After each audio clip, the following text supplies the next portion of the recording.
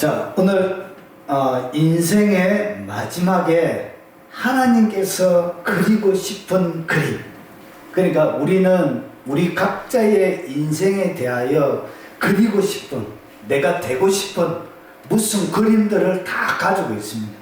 그런데 사람들이 그리는 그림 말고 하나님이 사람에 대하여, 그리고 특별히 인생의 마지막에 우리의 그림이 어떻게 그려지기를 원하시는지, 하나님은 우리의 인생을 어떻게 그리시는지에 대한 그 말씀을 오늘 다윗의 이야기를 통하여 여러분과 같이 나누려고 합니다.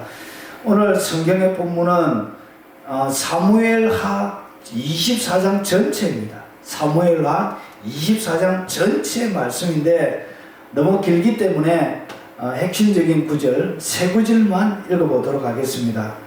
자, 사무엘하 24장 1절을 보면 여호와께서 다시 이스라엘을 향하여 진노하사 그들을 치시려고 다윗을 격동시키사 가서 이스라엘과 유다의 인구를 조사하라 하신지라. 그러니까 인구 조사에 대한 이야기가 이 사무엘하 24장에 나옵니다. 그래서 인구 조사를 시켰는데 이 인구 조사 때문에 어떤 일이 벌어졌느냐, 15절에 이렇게 설명합니다. 이에 여호와께서 그 아침부터 정하신 때까지 전염병을 이스라엘에게 내리시니 단에서부터 브엘세바까지 백성의 죽은 자가 7만 명이라. 그러니까 인구 조사에 대한 이야기가 나오고, 그리고 인구 조사 그 결과 때문에 전염병이 일어나서 7만 명이 죽는 그런 일이 벌어진 거예요. 그리고 제일 마지막 이 사무엘하 제일 마지막 다윗의 이야기가 사무엘하 24장을 통하여 끝이 나는데, 이 마지막의 이야기는 이렇게 마무리가 됩니다. 그곳에서 여호와를 위하여 제단을 쌓고 번제와 화목제를 드렸더니 이에 여호와께서 그 땅을 위한 기도를 들으시매 이스라엘에게 내리는 재앙이 그쳤더라. 그러니까 번제와 화목제를 드리고 나서 이스라엘에게 내린 재앙이 그침으로 24장이 끝이 납니다. 자, 그러면 이 사무엘 이야기를 하기 전에 원래 이 히브리 성경에는 사무엘 상하로 나눠져 있지 않고 그냥 사무엘서로 이렇게 되어져 있습니다. 오늘 우리가 읽는 사무엘 상은 어떤 이야기로 만들어져 있냐면, 사무엘 상에는 주인공이 3명이 등장합니다. 첫째 사람은 여러분이 잘 알고 있는 사무엘입니다. 이 사무엘의 이야기가 1장부터 7장까지 나오고요. 그리고 그 다음에 나오는 등장인물이 사울왕입니다. 사울왕의 이야기가 8장부터 15장까지 나오고요. 그리고 그 다음에 나오는 사람은 다윗입니다. 그리고 다윗의 이야기가 16장부터 31장에 걸쳐서 이렇게 나옵니다. 물론 이 세 사람의 이야기가 섞여서 나옵니다. 그런데 주도적인 이야기는 이렇게 구분이 됩니다. 그러니까 사무엘 상의 이야기는 뭐냐? 세 사람 이야기로 구성이 되어져 있는 것입니다. 사무엘상 간단하지요. 자, 그러면 사무엘 하의 이야기는 뭐냐? 사울의 죽음, 사울이 길보아 전투에서 자기 아들들과 다 죽은 소식을 다윗이 듣게 되어집니다. 그때부터 이 2장에 이제 왕이 되어지죠. 유다의 왕이 되어지고 나서 마지막 오늘 인구 조사까지가 사무엘하 이야기 전체입니다. 그러니까 사무엘하는 누구의 이야기다? 다윗 왕의 이야기가 바로 이 사무엘하의 내용 전체입니다. 자, 그러면 다윗 왕은 다윗 왕은 하나님께 어떤 자였는지 같이 한번 나눠보겠습니다. 여러분, 신약 성경 제일 첫 번째 1장, 마태복음 1장 1절에 아브라함과 다윗의 자손 예수 그리스도의 계보라. 그러니까 하나님께서 그의 아들 예수 그리스도를 이 땅 가운데 보낼 때 누구의 자손으로 이 예수님이 소개되어지길 원했냐면 아브라함과 그리고 수많은 왕들이 있음에도 불구하고 다윗이라는 이 사람, 다윗의 자손으로 이렇게 소개가 되어지고 있습니다. 그의 아들을 이 땅 가운데 보내실 때, 육체의 몸으로 보낼 때 그 계보의 두 사람 중에 한 사람이 누구라? 그 사람이 바로 다윗 왕이었습니다. 하나님이 이렇게 다윗이라는 이름을 귀하고 소중하게 생각하는 사람이었습니다. 그리고 이 다윗은 하나님 앞에 기름 부음을 받을 때 보십시오. 사무엘상 16장 7절에 보면 여호와께서 사무엘에게 이르시되 그의 용모와 키를 보지 말라. 내가 이미 그를 버렸노라.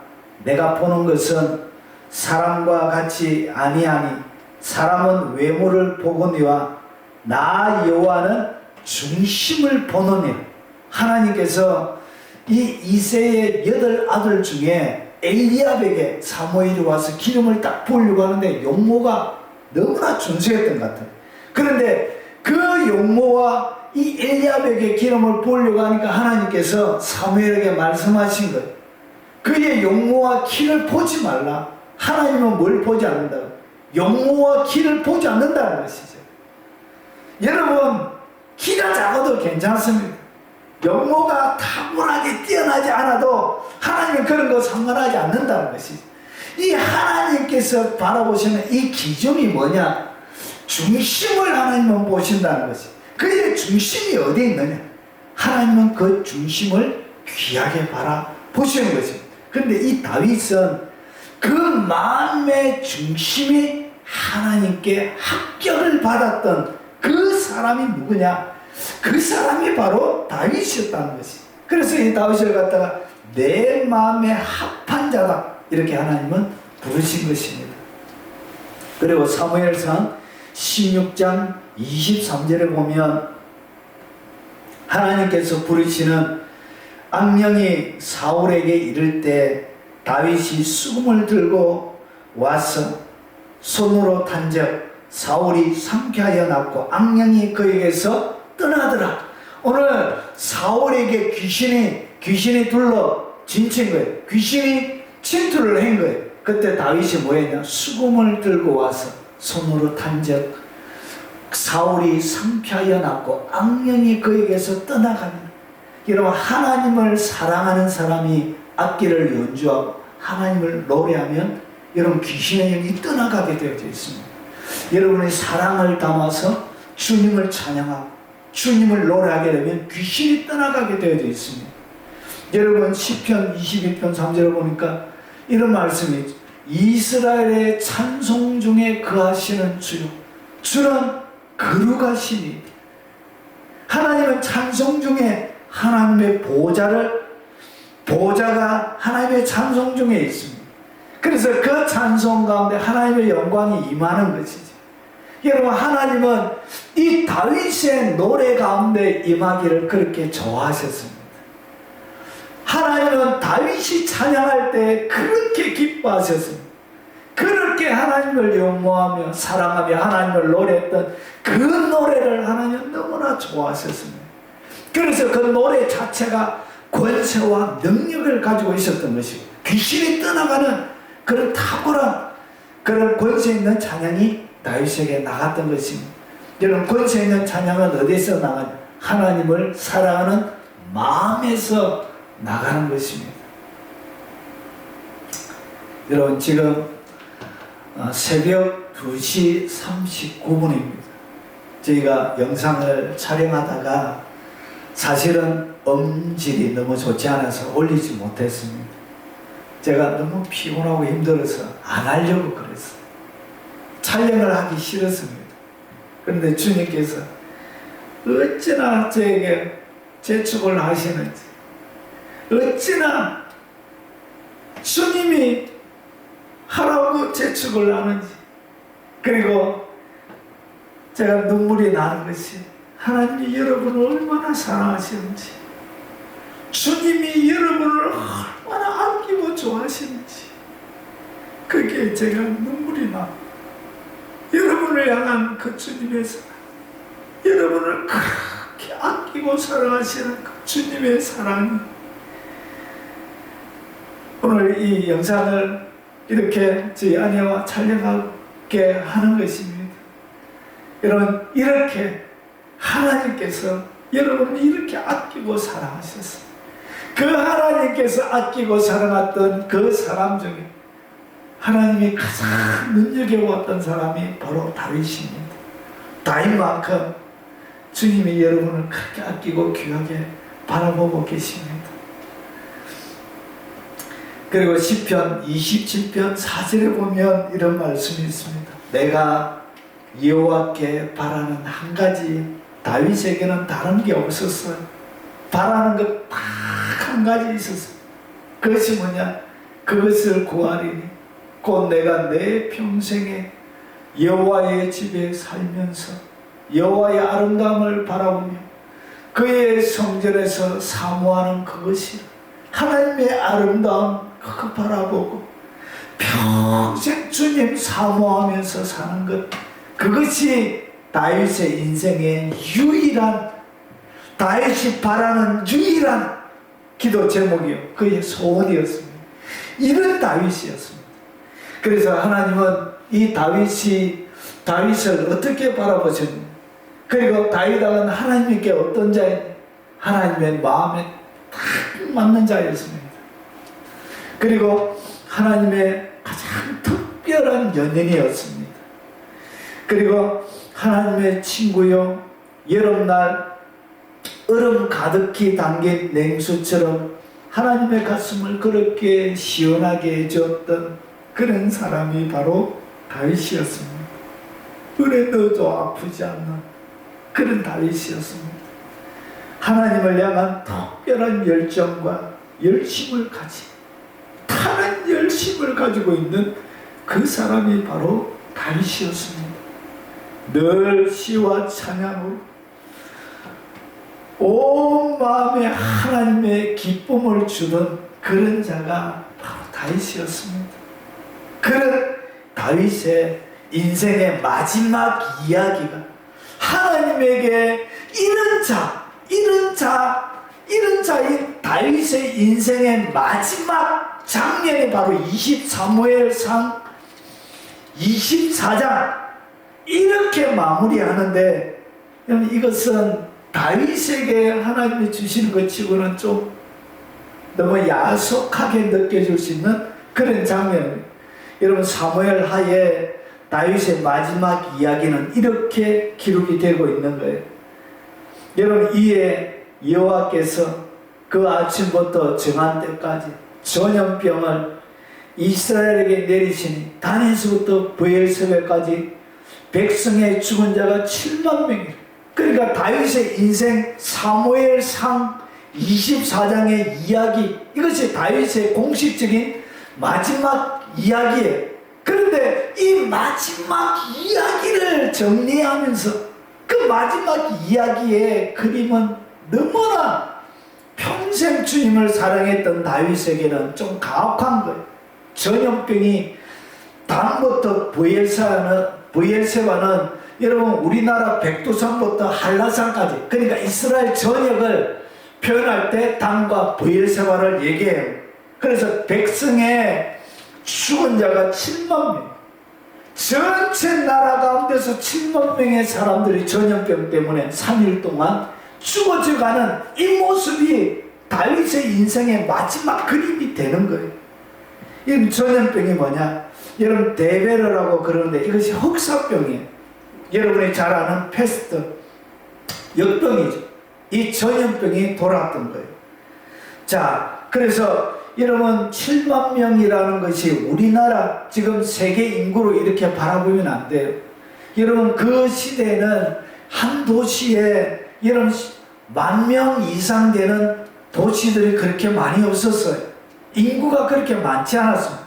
여러분, 이스라엘 나라에 요압이 백성의 수를 왕께 보고하니 곧 이스라엘에서 칼을 빼는 담대한 자가 80만 명이요, 유다 사람이 50만 명이었다. 그러니까 칼을 빼서 전쟁할 수 있는 사람, 그 군사 숫자가 80만밖에 안 돼요. 그러면 군대가 80만 명밖에 안 되어지는 그런 군대예요. 여러분, 그래서 그 가운데 여러분 7만 명이 죽었다는 것은 여러분 본인이 7만 명이 죽은 것은 아니죠. 그런데 이 인구가 그렇게 많이 있는 인구가 아니라는 거예요. 자, 그러면 여러분 이 사무엘하 다윗의 마지막 이야기를 영화로 표현하면 이 영화의 장면을 여러분 좀 더 바라보실 필요가 있는 거예요. 영화의 마지막 장면이 이 다윗의 인생의 사무엘하 24장을 정리하면서 다윗의 마지막 그림을 하나님이 어떻게 그려주는지 좀 더 자세하게 한번 보겠습니다. 사무엘하의 다윗 왕의 마지막 이야기는 어떻게 그려지고 있는가? 온 나라 가운데 전염병에 걸린 사람들을 격리하는 군사들의 모습이 막 바쁘게 왔다 갔다 하겠죠. 여러분, 코로나가 전 세계로 창궐하고 있죠. 그런 것처럼 보세요. 이렇게 군사들이 이 시체를 드러내고, 그리고 격리시설도 만들고, 사람들도 막 격리하고, 온 나라가 이렇게 이 전염병 가운데서 여러분 많이 이렇게 사람들이 죽어나가고, 그리고 그것뿐만 아니고 온 마을과 도시에 쓰러진 시체들과 시체를 소각하는 연기가 온 화면에 가득 들어차 있는, 그러니까 다윗의 인생의 마지막 그림축으로는 너무나 엉망진창인 거예요. 절비하게 널브러져 있는, 치료약도 없고 백신도 없는 그 시대에 이런 시체들을 마구마구 뒹굴고 있는 거예요. 뒹굴고 있는 그 시체들 가운데서 여러분 그 시체를 태우는, 여러분 사람들 태우는 그 시체 타는 냄새들이 온 마을마다 다음부터 부엘세계까지 이런 죽어서 나자빠지는 사람들이 절비한 드론처럼 영상으로 쫙 찍으면 모든 마을마다 사람 시체 태우는 그 연기가 이런 화면, 온 화면들을 가득 채우고 있는 거예요. 그리고 사랑하는 가족을 잃어버린 탄식 소리가 다음부터 부엘세바까지 이스라엘 전역에 사랑하는 가족을 잃어버린 그 가족들의 말할 수 없는 탄식 소리가 하나님을 노래하고 자랑하고 하나님을 높여드리는 아름다운 그 이스라엘 나라 땅에 탄식 소리만 가득하는 그 장면이 다윗의 마지막 장면이라는 거예요. 부모를 잃고 울고 있는 수많은 아이들의 울음소리, 전염병 앞에 공포에 찌들린 급에 찔렸던 백성들의 그런 모습들, 그리고 다윗은 선견자입니다. 눈이 열린 사람이죠. 그래서 하나님께서 눈을 열어주셨던가 봐. 하나님의 천사의 칼 앞에 무참하게 베어지고 쓰러져가는 사람, 다윗이 하나님이 영안을 열어서 보니까 천사 앞에 천사가 칼을 대는 즉시 전염병이 그들에게 걸리는 것. 그래서 그 천사의 칼날 앞에 사람들이 무참하게 짓밟히고 쓰러지는 모습들을 다윗이 본 거예요. 그리고 끝도 없는 무덤을 파는데 끝이 보이지 않는 거예요. 그 산악지방, 브라질에 있는 코로나 때문에 일어났던 묘지 모습인데, 이렇게 끝을 알 수 없는 수많은 공동묘지들이 이렇게 세워져 가고 있는 모습이 다윗의 인생의 사무엘하 24장의 마지막 장면이라는 거예요. 그리고 폐허가 되어버린 황량한 삶 위에 거의 나라가 전염병을 통하여 폐허가 되어지고 그 산 위에 번제단에 타오르는 연기가 하늘로 올라가는 이 모습. 그러니까 마지막 장면은 번제단에서 하나님 앞에 다윗이 회개하면서 제사를 지내는 그 마지막 번제단의 불길이 올라가 그 번제단에서 타는 나무들의 재들이 온 화면을 가득 채우면서 이 사무엘하 다윗의 마지막 그림이 이렇게 끝이 난, 그래서 영화가 이렇게 만든 사람들 이름이 쫙 올라가고, 그리고 마지막 영화가 이렇게 끝이 난 사무엘 하의 이야기, 마지막 다윗의 이야기가 이렇게 끝이 나, 이렇게 마무리가 딱 되어져요. 여러분, 오늘 이 사무엘 하 24장을 바라보면서 하나님을 그렇게 사랑하면서 오직 하나님 사랑하는 것 외에는 어떠한 소원도 가지지 않았던 이 다윗에게 허락해 주신 이 마지막 장면은 너무나 하나님이 좀 야속하게 보일 수 있는 그런 장면이라는 것이. 그러면 하나님은 왜 자기가 그렇게 아끼고 사랑하고 자기를 그렇게 사랑해 주었던 그 다윗의 마지막 장면을 이렇게 시체가 널브러져 있고 사람 태우는 그 장면들이 말마다 있고, 그리고 사람들의 가족을 잃어버렸던 그 하나님의 백성들이 우는 소리, 절망에 빠진 소리, 왜 이런 소리로 영화를 그리고 마지막 장면을 하나님께서 이렇게 만들어 가실까요? 자, 그러면 도대체 다윗이 뭘 잘못했는지, 다윗과 백성들에게 도대체 무슨 일이 일어났는지 그것을 우리가 좀 살펴볼 필요가 있습니다. 자, 그러면 보겠습니다. 다시 이스라엘을 향하여 진노하사, 하나님께서 다시 진노했다는 것은 하나님이 심술궂은 할아버지가 아니에요. 하나님은 아주 변덕쟁이 하나님이 아니에요. 하나님이 이유 없이 진노하지 않죠. 여기에 뭐가 들어갔다고? 여러분, 인간이 이스라엘 백성들에게 진노할 수밖에 없는 그 죄들이 그 이스라엘 나라 가운데 침투가 되었던 것 같습니다. 그래서 사무엘하 24장 1절은 이렇게 설명합니다. 여호와께서 다시 이스라엘을 향하여 진노하사 그들을 치시려고 다윗을 격동시키사 가서 이스라엘과 유다의 인구를 조사하신즉 하나님이 이스라엘을 향하여 진노했다는 것이. 그런데 여러분, 성경은 하나만 보면 안 돼요. 연결되어져 있는 다른 성경도 같이 참조를 해야 돼요. 요거와 똑같은 이야기가 어디에 기록이 되어져 있냐? 역대상 21장에 기록이 되어져 있습니다. 21장은 이렇게 해석을 합니다. 사단이, 보십시오. 사단이 일어나 이스라엘을 대적하고 다윗을 충동하여 이스라엘을 계수하게 하니라. 오늘 누가 침투했다고? 사단이 침투를 했는 거예요. 그런데 사단이 침투를 했는데 누구에게도 침투를 했다고? 다윗에게도 침투를 낸 거예요. 다윗이 하나님과의 관계가 왕으로서 어느 정도의 입지를 다지고 그리고 평안한 삶들이 지속이 되어 가니까 이 다윗의 영성이 무뎌졌던가 봐요. 하나님과의 관계가 좀 떨어졌던가 봐요. 그래서 다윗의 삶들 가운데도 누가 일어나냐? 사단이 일어나 이스라엘을 대적하고 다윗을 충동하여, 마귀가 충동하면 충동을 받을 만큼 다윗의 영적인 상태가 좋지 않았던 것 같아요. 침체 가운데 있었던 것 같습니다. 그래서 어떻게 했냐? 사단이 일어나 이스라엘을 대적하고 다윗을 충동하여 이스라엘을 계수하게 하니라. 결국은 이스라엘 전체가 하나님이 진노할 수밖에 없는 여러 가지 죄, 그리고 사단이 마음대로 이스라엘 다윗에게만 충동한 것이 아니라 이스라엘 전역에 이 단부터 브엘세바까지 하나님이 진노하지 않고는 안 되는 많은 죄악들이 이스라엘 나라 가운데 퍼지기 시작했던 것 같습니다. 그래서 하나님께서 어떻게 하냐?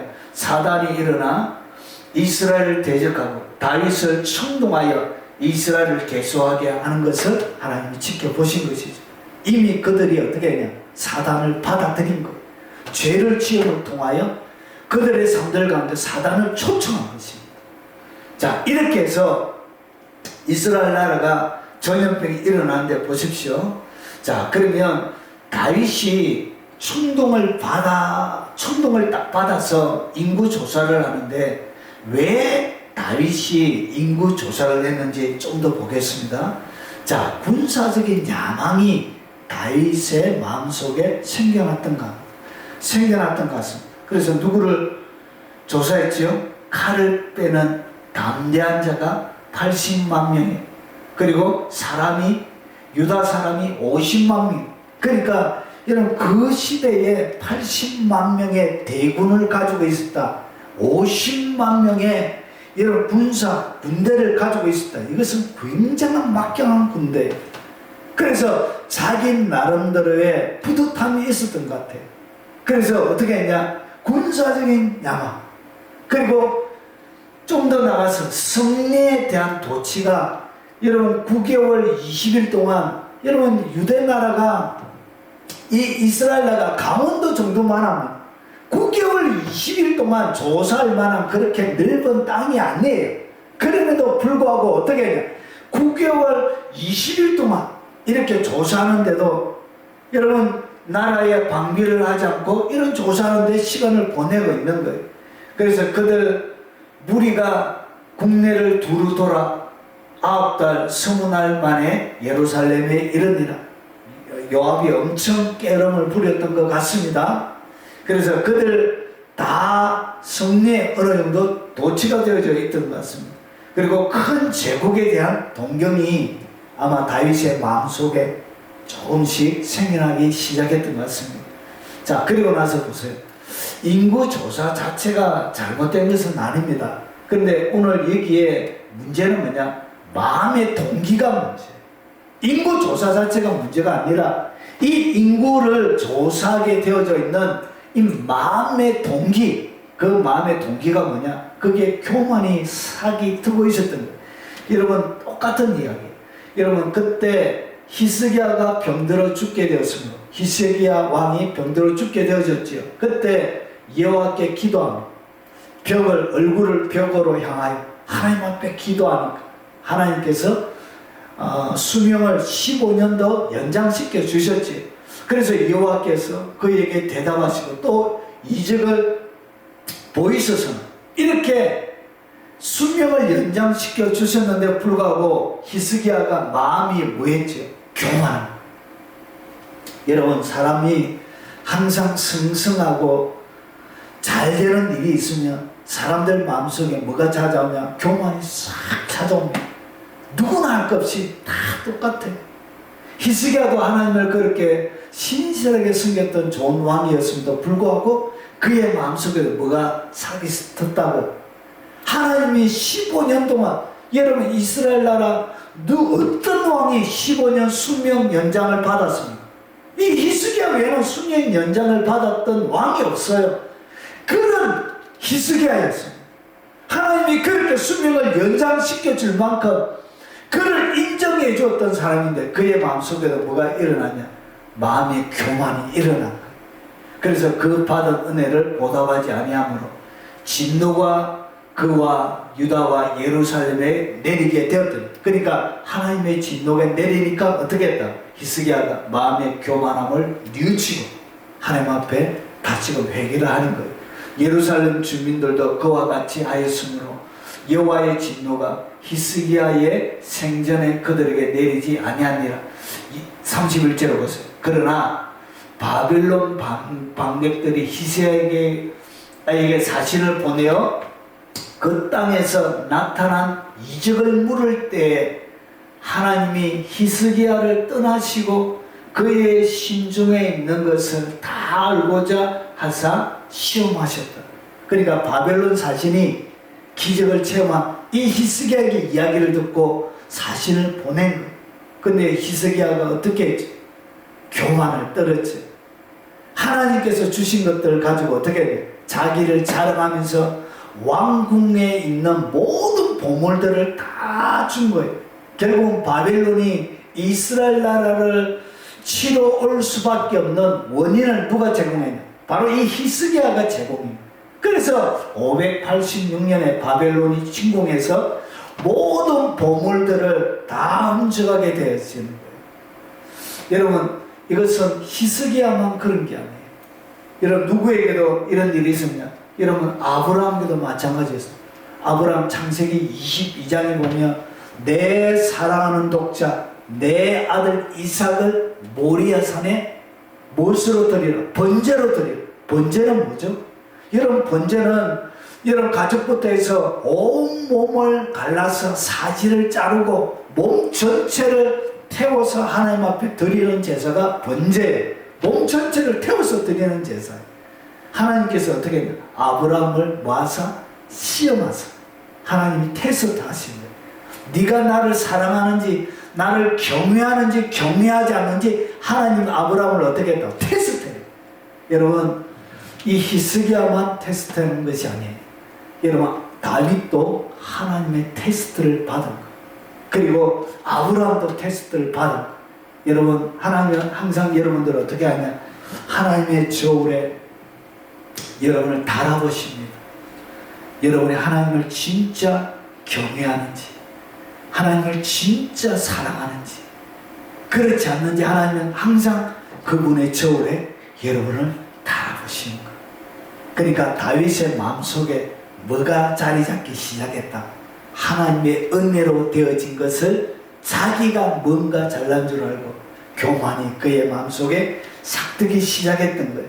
그래서 평안과 풍요로운 삶을 통한 이 다윗의 무뎌진 영성이 무뎌진 거예요. 그래서 어리석음과 헛된 허영심을 가지기 시작했던 거예요. 그래서 얼마나 그가 영성이 무뎌졌냐? 오랫동안 잘못된 동기와 판단력이 흐려져 있었거든요. 오랫동안. 얼마나 오랫동안? 9개월 20일 동안 인구 조사를 하는데, 여러분 9개월 20일 동안 이 인구 조사를 보냈으면 금방 인구 조사를 보내고 나서도 그의 영이 살아있다면, 내가 내 마음의 동기가 하나님 앞에 잘못되어졌구나. 금방 회개하고 돌아와야 되는데 그의 영성이 완전히 묻어져 있는 거예요. 풍요, 그리고 하나님께서 그에게 주신 복, 그에게 주셨던 많은 좋은 것들, 이런 것들 때문에 이 다윗의 마음속에 어떻게 했냐? 판단력이 어려진 거예요. 얼마 동안? 9개월 20일 동안 이렇게 영이 묻어져 있는 거예요. 여러분, 계속적인 영적인 강자는 세상에 없습니다. 여러분의 하나님과의 관계가 조금만 떨어지고 하나님의 말씀과 기도 가운데 여러분이 서 있지 않으면, 여러분 다윗도 영적인 가장 최고봉, 가장 깊은 영역에 들어갔던 다윗도 보십시오. 마귀에게 충동을 받고 마귀가 막 충동하는데도 거기에 따라서, 그래서 그것이 잘못되어진 것을 어떻게 알죠? 9개월 20일이 지나도록 몰랐던 거예요. 갓 선지자를 보내서 하나님께서 그를 책망하지 않을 때, 그를 책망하시기 전까지 다윗이 깨닫고 잊지 못한 거예요. 여러분, 영적인 최고봉에 올랐다고 해서 영적인 엄청난 경험, 영적인 엄청난 세계 가운데서 그가 영적인 모든 것들을 누렸다고 해서 그게 항상 유지가 되는 게 아니에요. 하나님 앞에 끊임없이 겸손하지 아니하고, 하나님 앞에 끊임없이 죽어지지 아니하고, 하나님 앞에 끊임없이 저 자세로 하나님을 섬기지 않을 때, 관계가 유지가 되어지지 않을 때 여러분 천없이 다 무너지게 되는 것입니다. 다윗도 충동을 받는 거 보십시오. 자, 그래서 다윗이 어떻게 하냐? 갓 선지자를 보내서 하나님께서 다윗에게 책망을 하시죠. 그러니까 다윗이 어떻게 하냐? 죄에 대한 다윗의 고백이 자책해요. 그리고 큰 죄라고 얘기해요. 미련하게 행했다고, 범죄했다, 악을 행했다, 이렇게 고백해요. 보십시오. 다윗이 백성을 조사한 후 그의 마음에 자책함, 이제 깨닫게 되지. 그의 마음속에 잘못된 동기들을 깨닫기 시작했던, 인구조사 자체가 나쁜 것은 아니지만 그 마음에 근지에 있는 그 동기 자체가 잘못되어진 거예요. 하나님 앞에. 그래서 어떻게 했냐? 그의 마음에 자책한 거예요. 그리고 다윗이 여호와께 아뢰되 내가 이 일 행함으로 큰 죄를 범하였나요? 결국 그의 마음속에 잘못된 동기들을 갖고 있었던 것이죠. 그리고 하나님을 향한 풍요와 비교할 수 없을 정도로 하나님과의 관계, 마귀의 충동을 받을 수밖에 없는 영적인 침체 가운데 그의 영혼이 놓여져 있었던 것이죠. 여호와여 이제 간구하오나니 종의 죄를 사하여 주옵소서. 내가 심히 미련하게 행하였나이다. 오늘 다윗이 뭐라고 하고 있죠? 예, 하나님 앞에 그의 죄를 하나님 앞에 고백하고 있는 것입니다. 여러분, 다윗이 백성을 치는 천사를 보고 영안을 하나님께서 열어주셨죠. 그래서 여호와께서 아뢰어 이르되 나는 범죄하였고 악을 행하였나니, 결국은 자기가 범죄한 것을 하나님 앞에 이렇게 고백하고 있는 것입니다. 자, 그러면 하나님의 이 징계의 내용이 뭔지 한번 보겠습니다. 자, 징계의 내용이 뭐냐? 갓 선지자가 왔습니다. 선견자죠. 갓이 와서 다윗에게 이르되 이르러 아뢰되 왕의 땅에 7년 기근이 있을 것입니다. 하나님께서 세 가지를 주십니다. 첫 번째가 뭐냐? 7년 기근을 원하십니까? 7년 기근이 되어지면 나라가 망해버려요. 여러분, 그 나라에는 농사 지을 땅이 그렇게 많이 없어요. 7년 동안 기근이 되었다. 이스라엘 나라가 완전히 무너지게 되는 일이에요. 그래서 다윗이 이것을 선택할 수는 없겠죠. 그리고 두 번째는 뭐냐? 왕의 원수에게 쫓겨 석 달 동안 그들 앞에 도망하실 것이니까. 그러니까 3개월 동안 전쟁이 아니죠. 왕에게 3개월 동안 전쟁이 아니고 쫓겨난 것이죠. 여러분, 자기의 아들 압살롬에게 쫓겨가본 경험이 있죠. 그래서 3개월 동안 쫓겨간다는 것이 어떤 것인지, 쫓겨나는 것이 무엇인지 다윗은 너무나 잘 아는 사람이었습니다. 그리고 세 번째는 뭐냐? 혹 왕의 땅에 사흘 동안 전염병이 있을 것이니까. 그래서 세 번째는 뭐냐? 전염병이죠. 3일 동안 전염병. 그래서 다윗이 무엇을 선택하냐?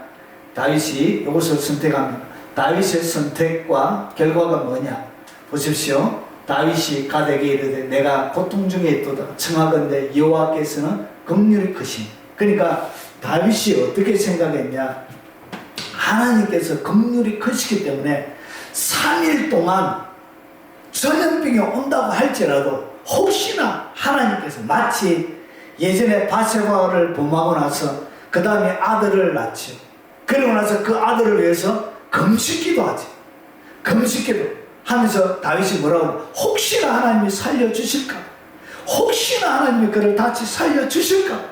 그런 마음으로 하나님의 긍휼을 그가 기대하면서 여호와의 긍휼이 크시니 우리가 여호와의 손에 빠지고 내가 사람의 손에 빠지지 아니하기를 원하는 하나님의 손에 맡깁니다. 그리고 3일 동안 전염병을 선택하는데 결국 그 전염병 때문에 얼마가 죽냐? 아침부터 정한 시간까지 3일이죠. 전염병이 백성의 죽은 자가 7만 명이 죽게 되어집니다. 이런 일이 이스라엘 다윗의 인생의 마지막에 그려집니다. 자, 그러면 다윗 왕의 생의 마지막 장면을 통해서 하나님께서 그리고 싶은 그림이 뭐냐?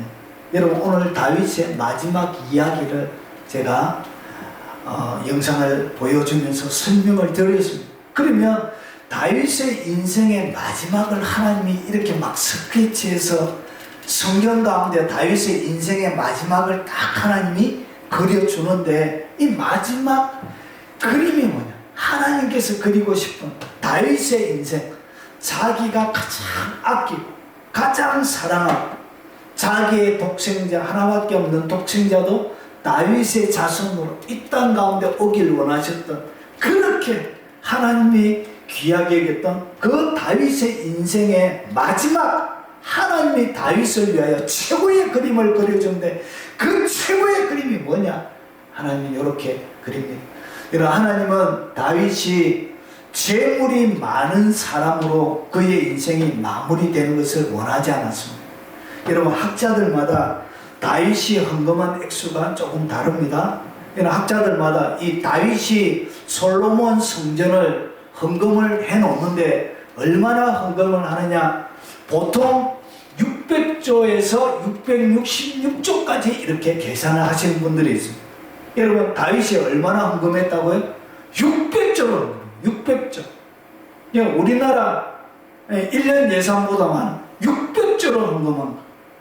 여러분 제가 600조 헌금한 사람은 아직까지 들은 적이 없습니다.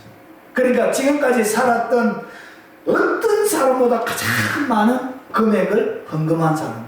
그래서 하나님은 다윗이 그의 일생 전체 가장 부유한 사람으로 그의 이름이 기록되어지는 것을, 그의 마지막 인생의 그림이 최고의 부자로 기록되는 것을 하나님이 원하지 않았습니다. 백션 아파트 제일 위 펜트하우스 위에, 여러분 그 펜트하우스 위에 수영장 옆에서 선글라스 끼고 포도주 와인 마시면서 누워있는 모습으로 다윗의 일생이 마무리되는 것을 원하지 않았습니다. 여러분 큰 테이블 위에 산더미처럼 쌓여져 있는 백주수표를 막 사인하면서 돈을 그려주는 그런 마지막 모습으로 다윗의 모습이 남기를 하나님이 원하지 않았습니다. 그리고 다윗은 영광 가운데 있는 그 시대의 나라 가운데 최고의 왕입니다. 그리고 마치 이런 수많은 군중들이 모여져 있는 그 가운데 서서 영광을 누리며 칭송을 받고 있는 영광스러운 왕의 모습으로, 제국의 왕으로, 여러분 황제로 이렇게 다윗의 인생이 마지막에 그려지는 것을 하나님이 원하지 않았습니다. 그리고 부귀와 영달을 누리는 왕이 아니라 하나님은 이 다윗이 예수 그리스도의 대속의 모형으로 그의 인생의 마지막이 그려지기를 하나님이 원하셨습니다. 그래서 하나님은 다윗의 인생의 마지막 그림은 어떤 그림이냐? 그리스도의 대속의 모형을 보여주는 그림입니다. 그래서 보십시오. 여러분 사람이 죄를 짓게 되어지면 어떻게 되냐? 그들의 총명이 어두워지고, 여러분 총명이 어두워져, 여러분 깨닫게 되어지는 그런 능력이죠. 총명, 지혜죠. 명철한 것을 얘기하는 거죠. 총명이 어두워지고 그들 가운데 있는 무지함. 여러분 죄를 짓게 되면 사람이 무지해져요. 그리고 그들의 마음이 굳어짐으로 말미암아 하나님의 생명에서 떠나 있다. 오늘 이스라엘 백성들의 상태가 이런 상태가 딱 되어집니다. 이런 상태가 돼요. 총명이 어떻게 되느냐? 어두워져 있는 거예요. 그래서 이것이 옳은 것인지 이것이 잘못된 것인지 이것을 분별할 수 있는 어두운 가운데 그들이 머물러 있었던 거예요. 그리고 그들에게는 뭐가 있냐? 무지가 있었던 거예요. 깨닫지 못하는 거, 알지를 못하는 거예요. 그리고 그의 마음은 굳어져요. 딱딱하게. 그래서 하나님의 은총과 긍휼이 흘러 들어가지 않도록, 하나님 마음이 딱딱하게 굳어지면 여러분 예배가 죽어버려요. 여러분 부드러운 마음, 하나님이 수분을 먹으면 우리는 진흙인데 수분을 머금고 있어야 하나님이 잘 빚을 수 있는데, 사람이 딱딱하게 굳어져 있으면 그것을 하나님이 모양을 만들 수가 없는 거예요. 그래서 이 심령의 상태가 굳어집니다. 심령의 상태가 딱 굳어져 있으면 예배가 안 돼요. 기도도 안 돼요. 이 세상에 삶이 의미가 없어지는 거예요. 아무런 재미가 없는 거예요. 그래서 생명, 하나님의 생명을 느낄 수가 없는 거예요. 그래서 하나님은 어떻게 했냐? 다윗의 마지막 그림을 이렇게 부귀와 재물과 영광과 부귀와 왕의 모습으로 그려진 것이 아니라 마지막 다윗의 그 모습, 화면에 보이는 최고의 마지막 모습은 하나님 앞에 번제단에 불이 활활 타오르고 거기에 대하여 마지막 다윗이 꿇어 엎드려서 회개하는 모습이 마지막 다윗의 마지막 그림의 모습이에요. 하나님의 번제단 앞에 예배드리며 꿇어 엎드리고 있는 것이죠. 그래서 하나님은 우리의 인생의 마지막 그림이 어떻게 되어지기를 원하느냐? 이 다윗만 그런 것이 아니라 우리 모두의 삶도 마찬가지라는 것이에요. 여러분의 인생의 최고 인생의 마지막 그림은 회개하는 모습이 되어져야 된다는 것이죠. 철저하게 하나님 앞에 여러분이 일생 동안 지었던 수많은 죄들과 실수들과 그런 것들을 통하여 하나님 앞에 철저하게 회개하는 그 모습이 여러분의 인생의 마지막 그림이 되어져야 된다는 것이죠. 그래서 다윗이 백성을 조수하는 그의 마음에 자책하고 이 일을 행함으로 큰 죄를 범하였나이다.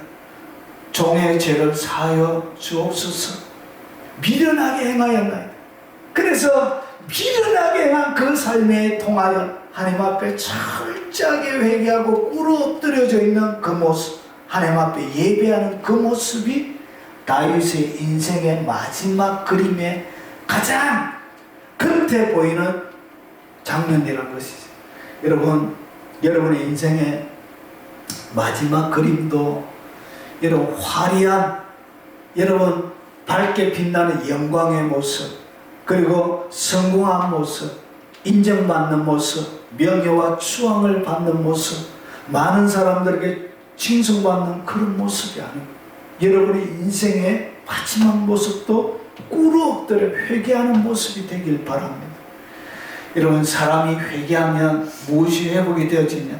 어두워진 청명이 밝아지게 돼요. 그래서 보이지 않던, 깨닫지 못하는 것들을 다시금 깨닫게 되어지는 거예요. 그리고 무지에서 깨어나게 돼요. 왜 이것을 몰랐지? 왜 이것을 몰랐지 하면서 여러분의 무지에서 딱 일어나게 돼요. 그리고 마음이 어떻게 되냐? 부드러워지는 거예요. 여러분, 어떤 사람이 여러분의 마음에, 여러분 백층 높이에서 여러분의 마음에 욕하면서 막 뛰어내요. 스펀지와 같은 여러분의 부드러운 마음이 그들을 다 받아주는, 어떤 말도 받아주는 그런 부드러운 마음이 되는 거예요. 그러면서 어떻게 하냐? 하나님의 생명을 다시금 누리게 되는 것입니다. 여러분, 이 회개는 마귀에게 주는 무화과냐? 이런 마귀가 우리의 삶들 가운데 가장 두려워하는 것이 뭔지 아냐? 무엇이냐면 그것이 바로 회개입니다. 회개는 마귀를 쫓아내는 채찍과 같은 거예요.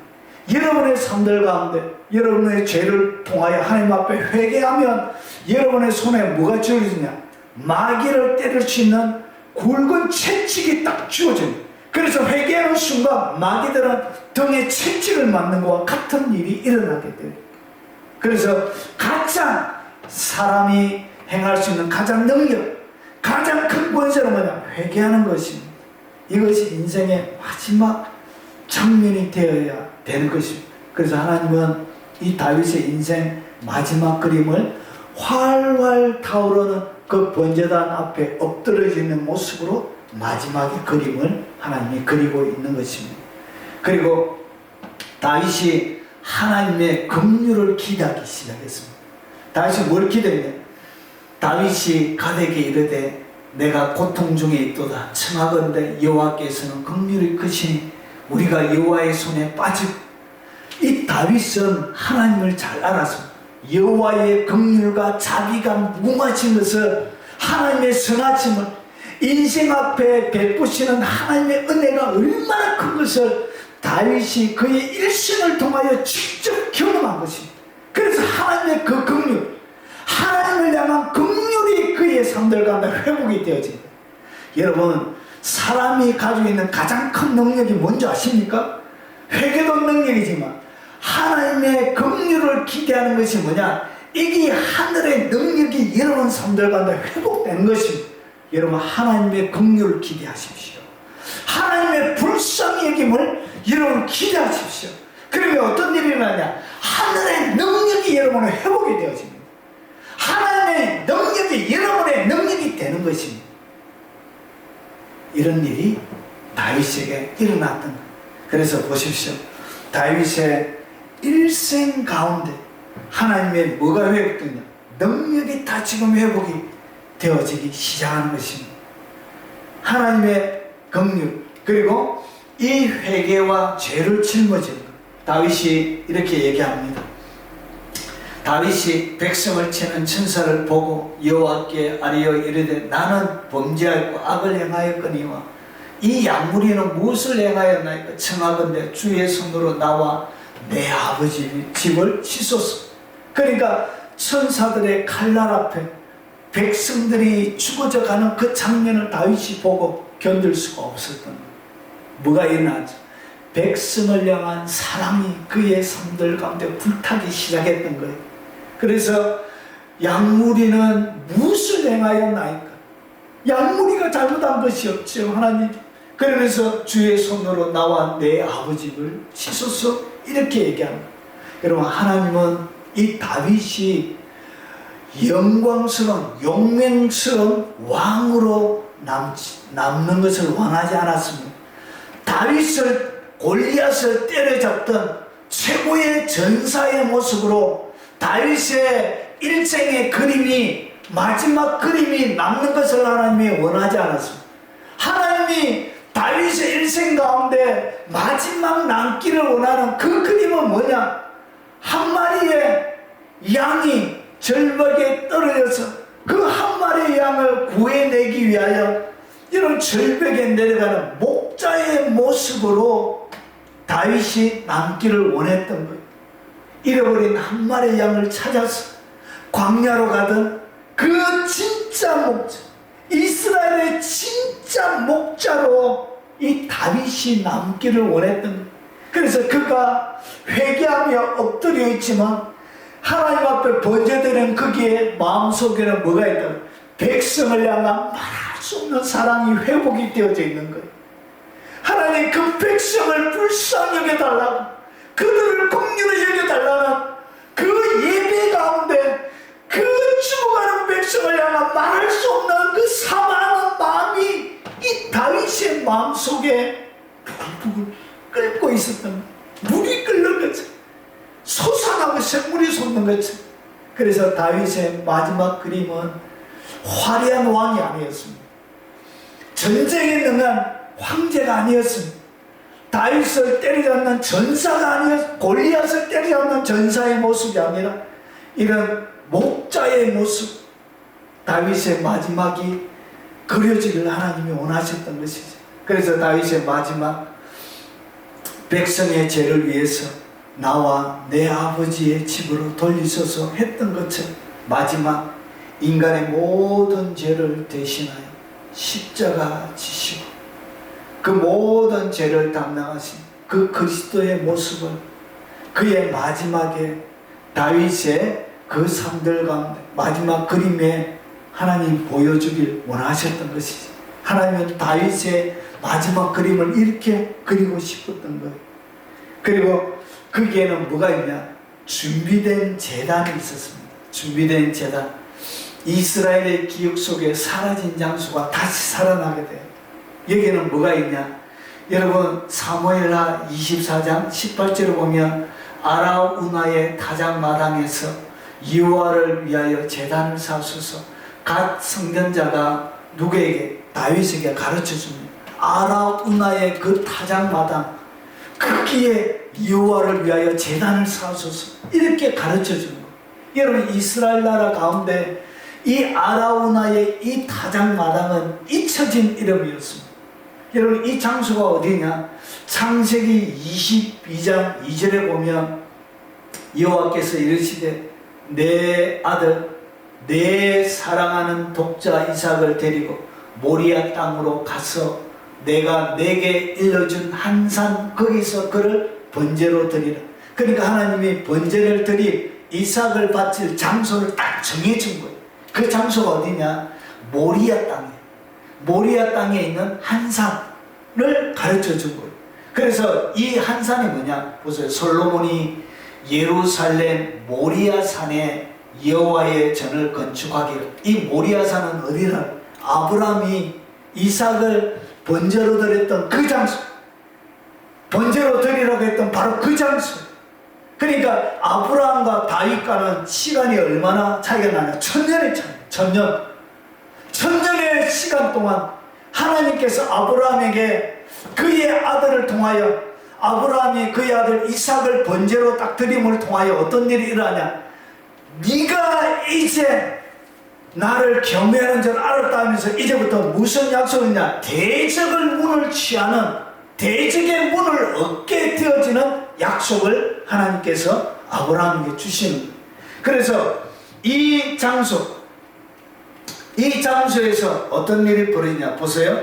그곳은 전에 여호와께서 그의 아버지 다윗에게 나타나신 곳이에요. 여부스 사람 오르난의 타작마당에 다윗이 정한 곳이에요. 그러니까 요 똑같은 장소, 아라우나나 이거는 역대하에 그리고 사무엘하에, 그래서 이름이 좀 다르게 같은 장소예요. 같은 장소. 그러니까 여러분 시대마다 이름의 변천이 있습니다. 여호수아가 뒤에 가면 뭐가 되어지죠? 예수아가 되어지고, 신약 시대 가면 이 여호수아가 예수로 불려지게 되어지죠. 이렇게 변천이 되어지는 것처럼 이렇게 오르난의 타작마당, 이것이 뭐냐? 다윗이 정한 곳이. 그래서 1000년 동안 잊혀져 있는 하나의 장소가 회복이 되어져요. 이 장소에서 뭐가 세워지냐? 솔로몬의 성전이 세워집니다. 그래서 하나님은 이스라엘 백성들 가운데 이 솔로몬 성전의 역할이 뭐냐? 대적의 문을 취하는, 그 대적의 문을 취하는 상징으로, 실제적으로 대적의 문을 거머쥐게 하는 그 역할로 하나님이 뭘 줬다고? 솔로몬의 성전을 주신 것입니다. 그래서 이것이 이제 어디에서 들어가냐? 우리의 마음속에 솔로몬 성전과 같은 대적의 문을 얻는 이 성전은 이제 어디에서 생기냐? 우리의 심령 가운데 하나님의 성전이 세워지게 되어지는 것입니다. 자, 그리고 올라가죠. 하나님께서 정하신 그 장소에 겸손하게 이렇게 올라갑니다. 다윗이 여호와께서 명령하신 바 갓세의 말대로 올라갑니다. 마치 이삭이 자기가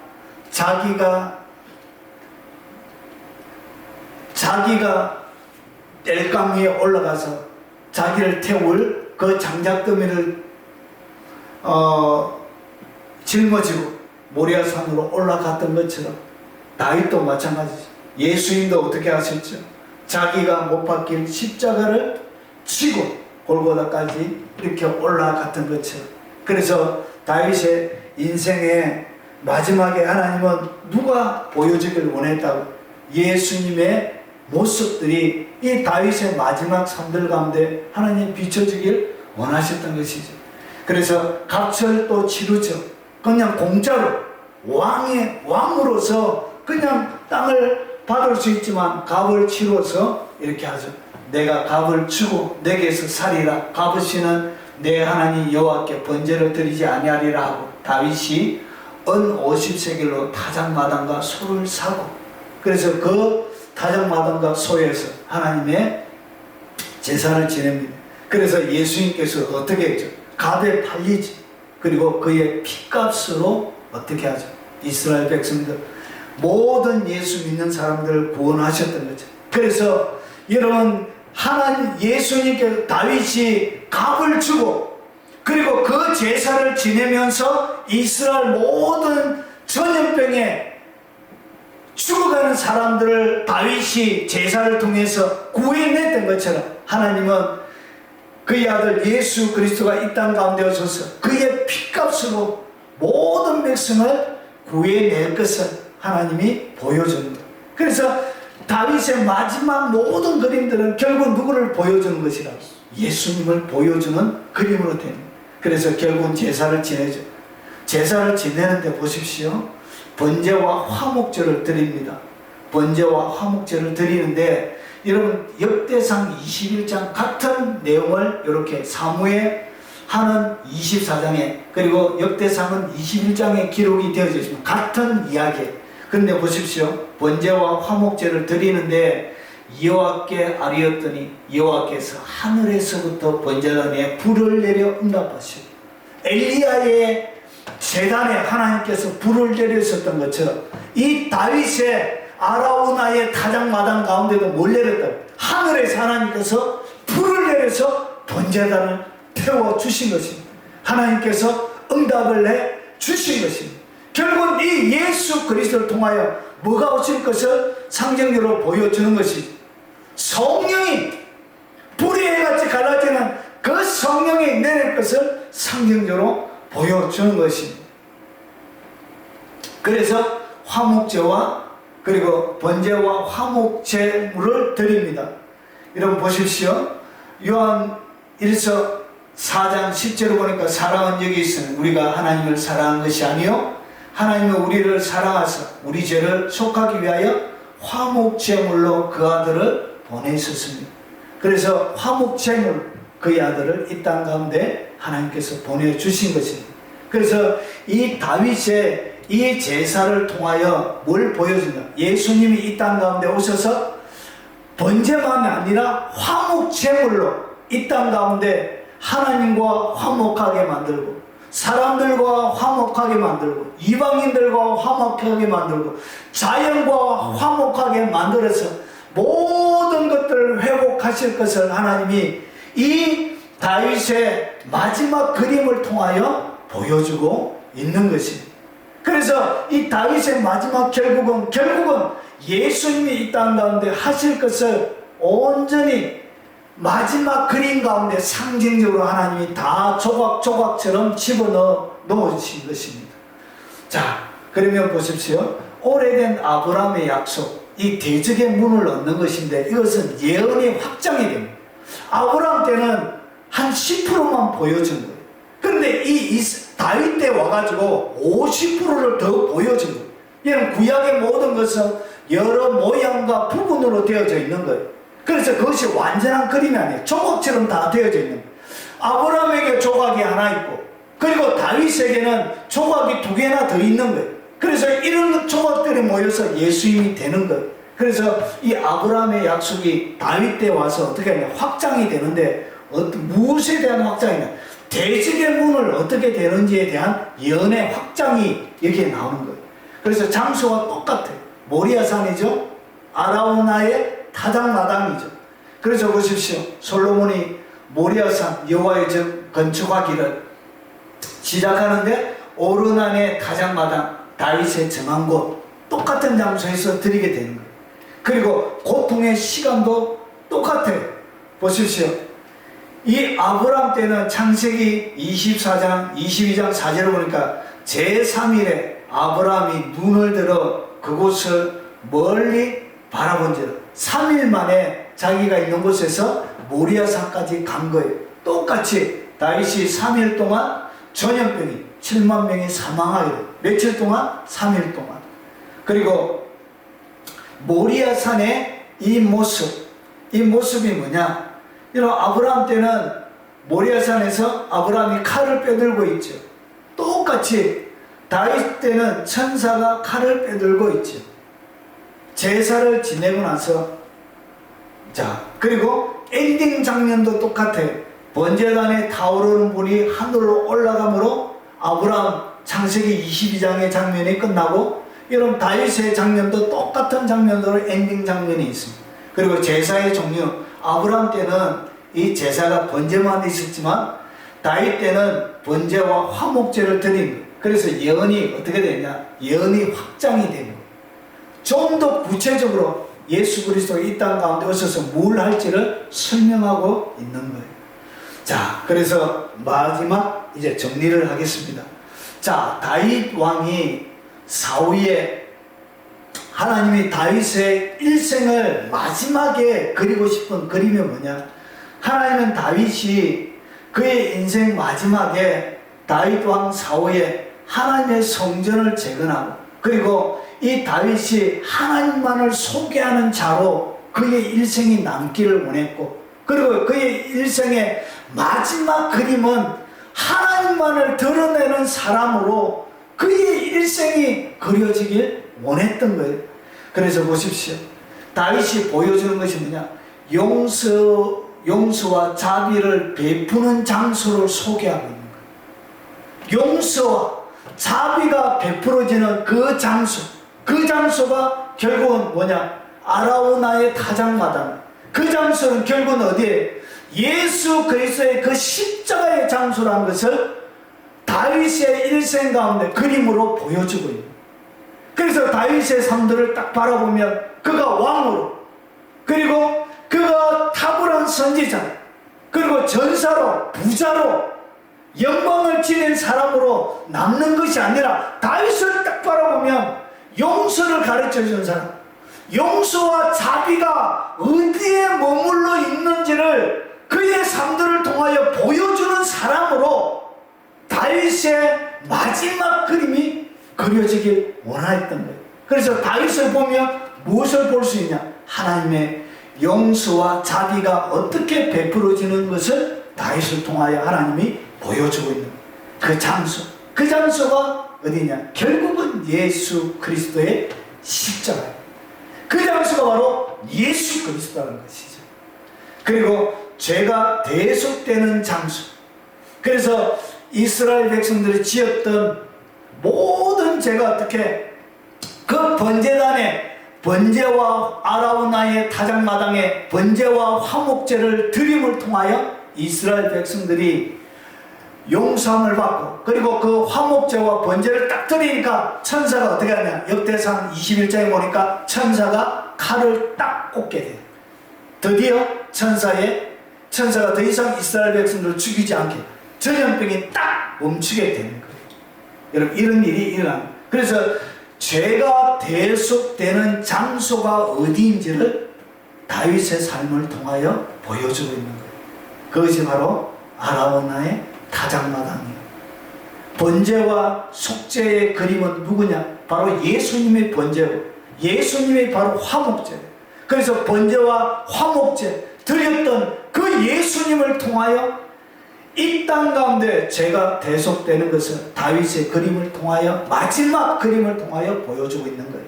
그리고 죄의 끔찍한 결과인 전염병을 하나님께서 제거하는 거예요. 그래서 이 전염병은 죄의 끔찍한 결과로 전염병이 온 거예요. 그래서 전염병이 왔다는 것은 뭐냐? 여러분, 인간의 삶들 가운데 최고의 잔인한 슬픔이 가족도 잃어버리고 친구도 잃어버리고, 그리고 그가 소중하게 여겼던 수많은 것들을 잃어버리는 가장 잔인한 슬픔이에요. 그런데 그 가장 잔인한 슬픔이 뭐가 되어진다고? 인생의 최고의 선물이 되는 거예요. 그리스도를 만나게 되어져, 그리스도를 보여주는 모형이 되어진, 이것이 인생의 최고의 선물이에요. 그리고 다윗이 그가 평생 호의호식하며 편안하게 인생을 마무리할 수도 있었을 것입니다. 그리고 다윗의 일생 가운데서 하나님께서 주셨던 풍요와 사랑 가운데 평생 동안 하나님께서 섬겼던 그 삶에 대한 보상을 받으며 안전하게 안락하게 그가 죽음을 맞이할 수 있었을 것입니다. 그런데 그의 노년을 하나님은 그렇게 보내길 원하지 않으셨죠. 그래서 어떻게 했냐? 마지막 다윗 왕의 마지막 사명을 하나님께서 다윗에게 준 거예요. 마지막까지 그의 사명이 노년으로서 늙어가는 것이 아니라 마지막까지 하나님의 일을 감당하는 하나님의 사역자로 그의 삶이 마지막 드렸던 번제물처럼, 화목제물처럼 활활 타오르서 불꽃처럼 살다가 가기를 하나님은 원하셨던 것이. 그래서 다윗의 마지막 장면이 어떻게 되냐? 성전을 준비하는 작업으로 그의 일생을 보내게 돼요. 그래서 역대상 23장부터 어떻게 성전을 준비하는 사건으로 이렇게 그의 삶이 채워집니다.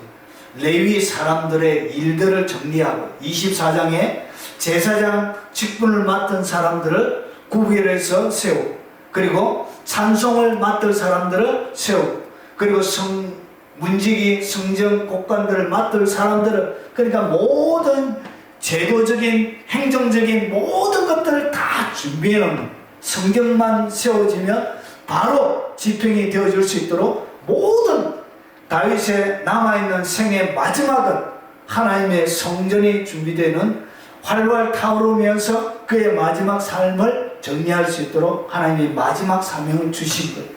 여러분, 우리도 인생을 살다 보면 인생에 참 오점이 많이 있습니다.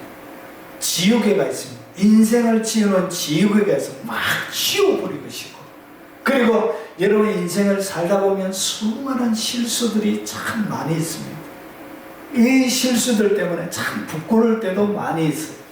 그리고 수많은 사람들에게 받았던 마음의 상처와 그리고 많은 아픔들이 우리의 삶들 가운데도 여전히 우리를 짓누르고 우리에게 자유를 빼앗아가 우리의 삶을 활기차게 나아가지 못하게 할 때도 많이 있다는 것이죠. 그런데 그 인생의 오점과 실수와 마음의 상처는 하나님을 딱 만나게 되어지면, 하나님과 스파크가 딱 일어나면 어떻게 되냐? 사명으로 연결이 되어져요. 그래서 여러분의 마지막 인생을 활활 타오르게 하나님께서 여러분의 인생을 만들어가는 거예요. 여러분, 여러분의 마음의 상처와 아픔과 인생의 오점과 실수를 다윗처럼 하나님 앞에 들고 가십시오. 하나님의 은혜와 긍휼을 구하십시오.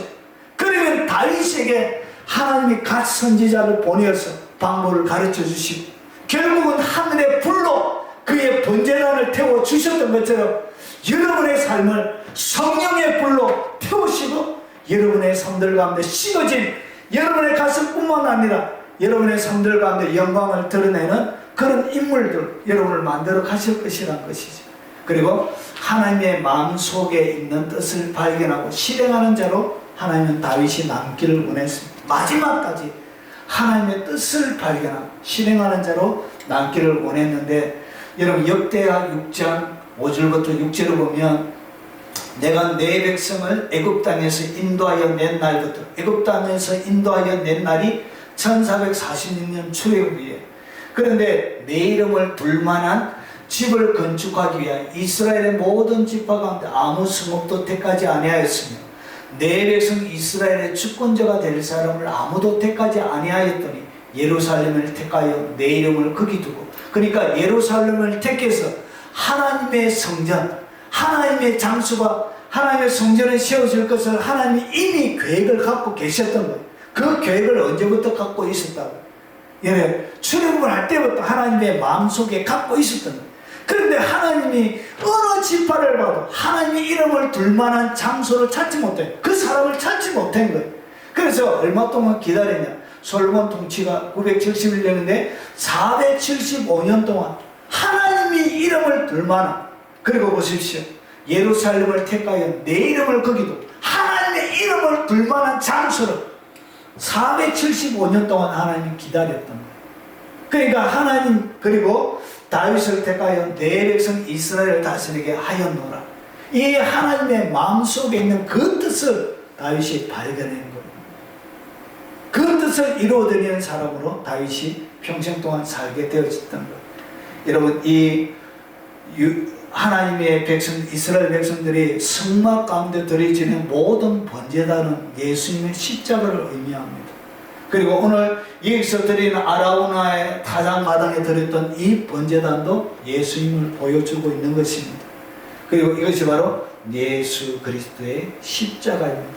그래서 하나님은 다윗이 화려한 왕궁에서 아름답게 그의 인생을 마무리하는 것이 아니라 그의 마지막 인생, 마지막 남아있는 모든 삶들을 통하여 하나님은 이 다윗의 그림이 누구를 보여주는, 하나님만을 소개하고 하나님만을 보여주는 그런 사람으로 다윗의 마지막 인생이 그려지길 원했던 것입니다. 여러분, 하나님도 여러분의 삶들 가운데도 여러분에게 부귀와 권세와 영화와 사람들에게 존경받고 칭찬받는 그런 그림이 아니고 그리스도를 보여주는 그런 그림으로 여러분의 그림이 남기를 원합니다. 그래서 여러분의 일생에 하나님께서 여러분 가운데 그림을 그려주고 싶었는데, 그림을 그리고 싶는데 그 그림을 다 그려놓고 딱 보니까 그 그림이 뭐처럼 보이냐? 예수님처럼 보이기를 원하신다는 것이죠. 그래서 여러분의 그림이 딱 가는데 여러분의 이름이 아니라 하나님이 보여주는, 하나님의 사랑이 보여주고 하나님의 긍휼이 보여주고 하나님의 자비가 보여주고 하나님의 은총이 그 속에 녹아있는 이런 그림으로 여러분의 인생의 그림을 그리고 싶어, 하나님께서 그렇게 그리고 싶어 하십니다. 여러분의 인생의 그 그림, 바로 하나님이 그려가는 아름다운 그림으로 여러분의 평생의 삶이 하나님이 가장 기뻐하는 최고의 작품으로 남는 그런 삶이 되시길 예수 그리스도의 이름으로 축원하며 도전을 던집니다.